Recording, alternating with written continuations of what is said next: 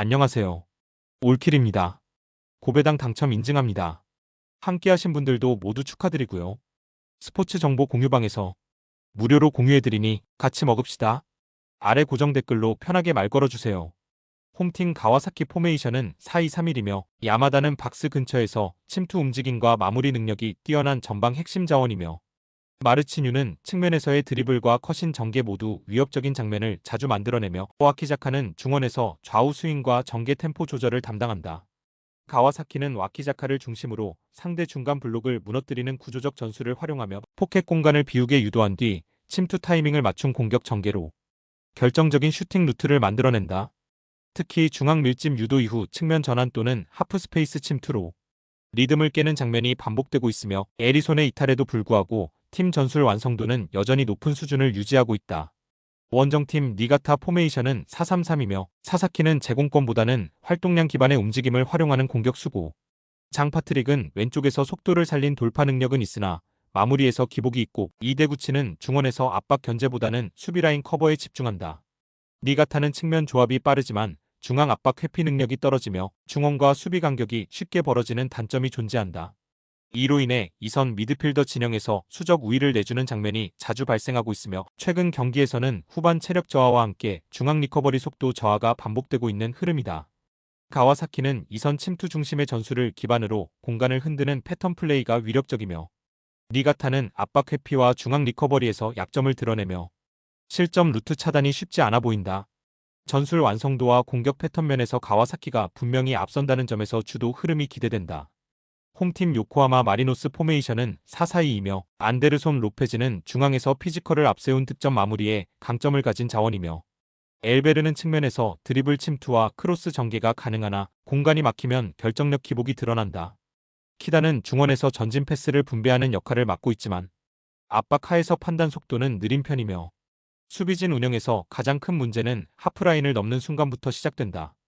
라인을 높게 끌어올린 채 수비 간격 유지를 시도하지만 뒷공간을 동시에 케어하지 못하는 구조적 불안이 노골적이다. 원정팀 FC 도쿄 포메이션은 4-4-2이며 마르셀로 라이어는 오프사이드 트랩을 무력화시키는 라인 브레이킹 능력이 탁월하고 타와라치 미다는 이선에서의 연계와 볼 운반에서 실수가 적으며 하시모토는 중원 전환 타이밍을 지배하는 핵심 자원이며 도쿄는 전방 압박보다는 뒷공간 침투 타이밍을 노리는 형태로 운영되며 특히 마르셀로 라이언의 움직임을 중심으로 공간을 열어주는 전술 구조가 매우 효과적으로 작동하고 있고 하프라인 뒤 공간이 노출되는 순간 도쿄는 빠르게 그 공간을 침투하고 득점 장면을 연결시키는 루트를 갖추고 있다. 요코하마 마리노스는 수비 라인을 올린 구조 속에서 리커버리 타이밍을 놓치는 장면이 반복되고 있고 FC 도쿄는 마르셀로 라이언의 침투 움직임을 중심으로 공간을 이용한 전술 완성도를 높이고 있는 상황이며 이번 경기는 요코하마의 구조적 약점이 그대로 드러나는 흐름이 될 가능성이 높다. 홈팀 도르트문트 포메이션은 3-4-1-2이며 기라시는 피지컬과 득점력을 겸비한 중심 스트라이커고 브란트는 이선에서의 연계와 탈압박 그리고 세밀한 패널 분배에 능한 플레이메이커고 조브 벨링엄은 중원에서 수비 커버와 빌드업 연결 모두에 영향을 주는 다재다능한 자원이다. 도르트문트는 후방 빌드업 단계부터 좌우 윙백의 폭넓은 오버래핑을 통해 공간 점유율을 높이며 중원에서 템포를 빠르게 전환한 뒤 하프 스페이스를 빠르게 파고드는 전개로 상대 수비를 붕괴시키는 구조를 반복한다. 수비에서는 3백의 간격 유지와 1차 압박 타이밍이 정교하게 맞물리며 세컨드볼 회수율도 매우 높다. 원정팀 울산 포메이션은 5-3-2이며 에릭은 전방 압박과 마무리에서 왕성한 활동량을 보여주는 자원이며 라카바는 좌측에서 스피드를 활용한 돌파는 가능하지만 마무리의 날카로움이 부족하고 보야니치는 중원에서 수비적 기여는 높지만 공격 전환 속도에는 제약이 따른다. 울산은 수비 숫자를 늘려 견고한 대형을 유지하려는 흐름이지만 측면 라인의 리커버리 속도는 느린 편이며 엄원상의 부상으로 인해 측면 전개와 침투 속도가 확연히 떨어진 상황이며 후방에서의 빌드업 연결도 매끄럽지 못해 중원 압박에 쉽게 고립되는 구간이 잦아지고 있다. 울산은 수비 대형 유지에는 집중하지만 공격 흐름에서 위협적인 장면을 만들어내기 어렵고 도르트문트는 3백 중심의 압박 전개와 전방 결정력을 바탕으로 상대를 제압할 전술적 완성도를 갖춘 팀이며 이번 경기는 도르트문트의 승리 흐름 쪽으로 명확히 기울 가능성이 높다. 홈팀 마멜로디 포메이션은 4-2-3-1이며 레이너스는 중앙에서 볼을 끌고 나오는 능력은 있으나 뚜렷한 창의성이 부족하고 리베이로는 전방 압박 가담은 활발하지만 1대1 돌파와 공간 창출 능력에서 불안 요소가 존재한다.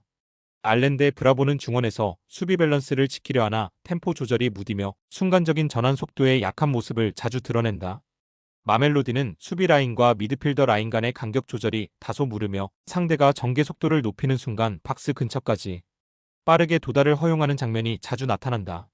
특히 후반 체력 저하 구간에 진입할수록 커버링 속도가 느려지고 상대의 하프 스페이스 침투를 차단하는 데에도 한계가 분명하다. 원정팀 플루미넨시 포메이션은 4-3-3이며 에베랄도는 측면에서의 빠른 전개와 컷인 능력 모두를 갖춘 자원이며 카노비오는 수비 뒷공간을 파고드는 움직임이 날카로우며 크로스와 슈팅 연결 과정에서 위협적인 상황을 자주 만들어낸다. 마르티넬리는 중원에서 볼을 지키고 찔러주는 능력 모두가 뛰어난 자원으로 공격 전개 리듬을 안정적으로 조율하는 역할을 맡고 있고 플루미넨시는 측면과 중앙을 유기적으로 넘나드는 전환 패턴을 반복하며 공격 템포를 빠르게 끌어올리는 능력이 우수한 팀이며 수비에서도 상대 전진 타이밍을 선제적으로 끊어주는 압박 시퀀스가 탑재되어 있어 마멜로디의 단조로운 전개를 차단하는 데 무리가 없고 특히 중원 장악력에서 우위를 점하며 점유율 기반의 안정적인 경기 흐름을 유지하는 경향이 짙다. 마멜로디는 전술적인 안정감과 압박 대응 구조 모두에서 허점을 드러내고 있으며 특히 후반 체력 저하 구간에서의 수비 집중력은 매우 불안정하며 반면 플루미넨시는 공간 활용 능력과 전개 템포, 중원 장악력 모두에서 우위를 점하며 전술적 우세를 기반으로 경기를 지배할 가능성이 높고 이 경기는 플루미넨시의 유기적인 공격 흐름과 높은 완성도의 전술로 승부가 기울 수 있다. 홈팀 인터밀란 포메이션은 3-5-2이며 라우타로는 문전 집중력과 박스 안 움직임에서 확실한 마무리를 보여주는 중심 스트라이커고 튀랑은 전방 압박과 순간적인 침투 모두에 강점을 보이며 아슬라니는 중원에서 템포 조율과 볼 배급의 안정성을 책임지고 있고 인터밀란은 3백을 기반으로 전방 압박과 하프 스페이스 침투를 핵심 루트로 활용하며 측면 윙백의 오버래핑과 중앙 연계 패턴이 매끄럽게 이어지는 구조고 특히 수비 시에는 미드필더들의 커버 범위가 넓고 전환 속도가 빨라 상대에게 템포를 허용하지 않는 전술적 응집력이 돋보인다. 전술 완성도가 높은 상태에서 빌드업 흐름이 무너지지 않고 후반에도 유사한 패턴과 압박 강도를 유지하는 장점이 뚜렷하다. 원정팀 리버플레이트 포메이션은 4-3-3이며 드리우시는 전방에서 제공권과 포스트 플레이에 강점을 보이나 빠른 전환 상황에선 고립되는 장면이 자주 연출된다. 콜리디오는 좌측에서의 돌파는 위협적이지만 하프 스페이스로 파고드는 동선이 단조롭고 예측 가능한 흐름으로 이어지는 단점이 존재한다. 카스타노는 중원에서 볼 소유와 템포 조절을 맡고 있으나 압박이 강해질 경우 탈압박 능력이 흔들리며 전진 패스의 정확도도 낮아지는 편이며 리버플레이트는 점유율 기반 운영을 시도하지만 중원 압박에 대한 대응 속도와 전방 전개에서의 유기성이 떨어지고 있고 특히 경기 후반 체력 저하 구간에서 압박 회피 능력의 한계를 노출하며 빌드업이 끊기는 빈도가 작고 세컨드볼 확보율에서도 열세를 보이고 있다. 인터밀란은 수비 조직과 압박 응용 능력을 기반으로 경기 전체를 통제할 수 있는 팀이며 리버플레이트는 중원 대응 속도와 패턴 다양성에서 명확한 한계를 보이고 있으며 후반으로 갈수록 실점 위험이 높아진다. 이번 경기는 조직력과 전개 완성도에서 앞서는 인터밀란이 흐름을 지배할 수 있는 구조다. 홈팀 우라와 포메이션은 4-2-3-1이며 마스오는 측면 침투에서 속도감은 있으나 결정력에서 흔들림이 크고 마테우스 사비오는 중앙에서 전개 역할을 담당하고 있지만 압박에 약하며 황 구간에서 패스 정확도가 떨어지는 장면이 반복된다. 구스타프소는 후방 빌드업 시에 패스를 안정적으로 연결하긴 하나 커버 범위와 대인 마크에서 한계가 드러나는 자원이며 우라와는 수비 시 블록을 유지하려는 경향이 강하지만 간격 조절 실패와 중원 커버가 미흡해 상대의 하프 스페이스 침투에 쉽게 흔들리고 있고 특히 후반 체력 저하 구간에 접어들면 중앙 공간의 응집력이 급격히 붕괴되며 박스 근처에서 상대의 유기적인 연계 플레이에 취약한 구조를 보인다. 원정 몬테레이 포메이션은 3-5-2이며 오캄포스는 측면과 중앙을 오가며 빠른 2차 전개를 유도하는 핵심 자원이며 베르테라메는 제공권과 문전 마무리에서 탁월한 집중력을 보여주며 세트피스 상황에서도 높은 기대치를 만들어낸다.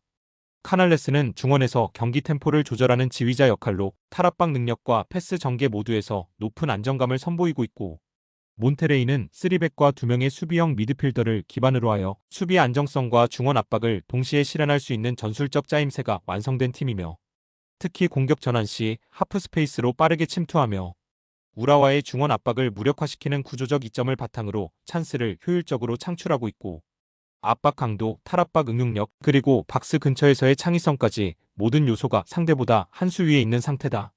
몬테레이는 강한 압박과 수비 조직력, 템포 조절 능력까지 갖춘 완성형 전술팀이며, 반면 우라와는 중원과 수비 사이 공간이 자주 벌어지며 후반에는 구조적 결함이 반복되고 있다. 이 경기는 구조 완성도에서 앞선 몬테레이가 흐름을 완전히 장악할 수 있는 구도다.